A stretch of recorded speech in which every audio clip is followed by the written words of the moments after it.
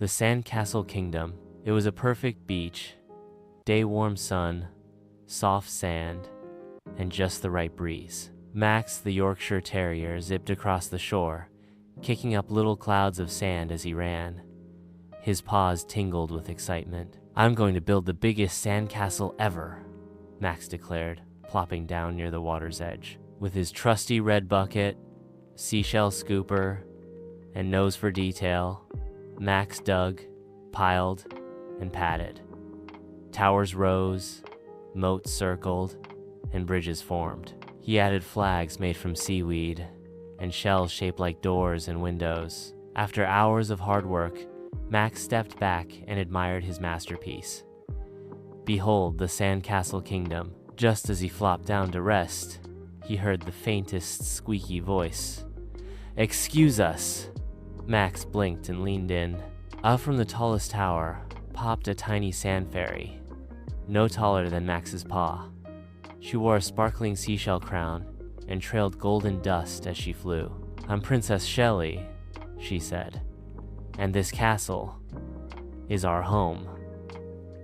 Max's jaw dropped. Dozens of other fairies peeked out from the castle windows, endorsed some waving, some dusting the walls with sparkles. "I didn't know anyone lived here," Max said. "I built it just for fun." "You built it perfectly," Shelley smiled.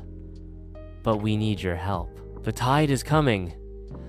Max turned and saw the waves creeping closer, their foamy fingers reaching for the base of the castle. The castle's lowest wall was already crumbling slightly. "If the tide washes in, our whole kingdom will vanish," cried another fairy with a shovel. Max stood tall. "Don't worry, I'll protect your home." He sprang into action. First, he dug a wide trench around the castle to hold back the water. Then, using driftwood, he built tiny dams. The fairies flew in with leaves, shells, and seaweed, and Max helped them weave everything into strong walls. Just as the first big wave came rolling in, Max barked, "Ready?" The wave hit the trench and splashed back, but the castle stood strong. More waves followed, higher and splashier. But with each one, Max stood firm, digging, blocking, and barking orders like a general. When the tide finally began to pull back, the Sandcastle Kingdom still stood only a little sandy at the corners. The fairies cheered and tossed sparkles into the air. "You saved us, Max," said Princess Shelley. "You're now an honorary guardian of the Sandcastle Kingdom."